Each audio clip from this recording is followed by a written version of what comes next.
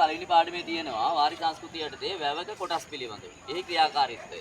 එතකොට මේ අපි වැවක අනුරුවක් තමයි හදලා තියෙන්නේ. හරි?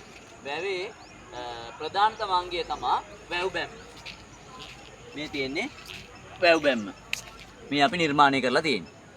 හරි? එතකොට වැව් බැම්මක් නැත්තම් වැවක් නැහැ. ඒ වැව් බැම්ම අපි නිර්මාණය කරලා තියෙන්නේ මේ වගේ වියලි කලාපයේ තියෙන ශේෂ කඳු දෙකක් අතර පිහිටි මේ වගේ වාට සයිට් නැත්තම් කළුගල් පාෂාණ තට්ටුවක් මත තමයි මේක නිර්මාණය කරලා තියෙන්නේ.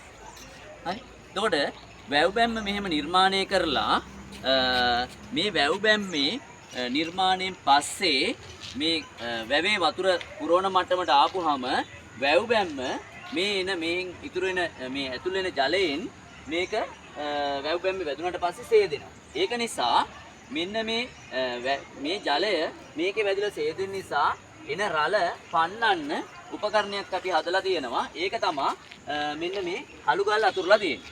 ඒ කළුගල් වල මේ රළ වැදිලා ආපහු යන නිසා ඒකට අපි කියනවා රළ පැන්නුම නැත්නම් රළපනාව කියලා. වැව් බැම්මේ ආරක්ෂාව වෙනුවෙන් තමයි මේ රළපනාව නිර්මාණය කරලා තියෙන්නේ. අතන තියෙන්නේ වැවේ මෙන්න මේ කඳු වලින් සහ අනිකුත් තැන් වලින් එන කුඩා ඇල මාර්ග වලින් ජලය ඇතුල් කරන ස්ථානය. ඒකට අපි කියනවා ඇතුළු වාන කියලා. එතකොට මේ පුරෝපු ජලය පිට කරන්න ස්ථානයක් ඕන.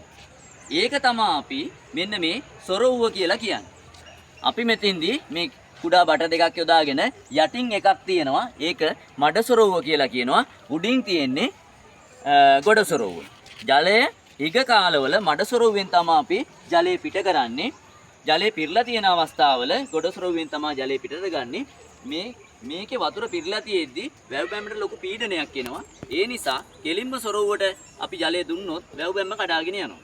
ඒ නිසා මෙන්න මේ වගේ හතරස්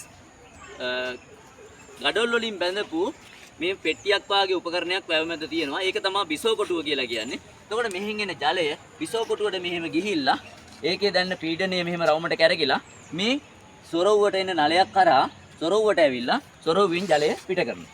එතකොට මෙහෙන් එන පීඩනය දැනෙන්නේ බිසෝ කොටුවට වැව් බැම්ම කඩාගෙන යන්නේ නැහැ.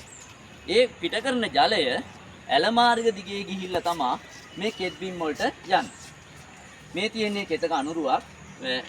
වැවට පහතින් තමයි මේ කෙත් බිම් තියෙන්නේ. එතකොට මේ ඇල මාර්ග දෙපස තියෙන කෙත් බිම් වලට ජලය ලබා ගන්න තමයි අපි වියලි කලාපේ වැවක් නිර්මාණය කරලා තියෙන්නේ. මේක තමයි රජරට වාරි තාක්ෂණයේ ඉහළම ස්ථානය. එතකොට ඔයගොල්ලොන්ට මෙහි ඉඳලා ගිහලා වැවක් බැලුවට වැවේ වතුර ටික විතරයි පේන්නේ. මේ ඇතුලේ තියෙන දේවල් පේන්නේ නැහැ. ඒ නිසා තමයි මේ විදියට අපි අනුරුවක් නිර්මාණය කරේ ඔයගොල්ලොන්ගේම අතින්. පිරිමි ළමයි, ගැහැණු ළමයි ඔක්කොම එකතු වෙලා තමයි මේක නිර්මාණය කරේ. මේක දැක්කට පස්සේ ඔයගොල්ලොන්ට වැවක ක්‍රියාකාරීත්වය මොනවද කියලා පොතේ තිබ්බට වැඩිය පැහැදිලි වෙනවා. කතා කරා. හරි. එතකොට වැසි කාලයට මේ පිටවාණින් නැවතත් මම කියන්නම් වැසි කාලයට ජලය මෙහෙම පිරීගෙන එනවා. එතකොට මේ වැව් බැම්මට උඩින් ගියපුවම වැව් බැම්ම කඩාගෙන යනවා. ඒ නිසා පැත්තකින් මෙන්න මෙහෙම තියෙනවා ජලය පිට කරන ස්ථානය. ඒක කොයි වෙලාවෙත් ඇරලා තියෙනවා. ඒක තමයි මේ පිටවාණ කියලා කියන්නේ.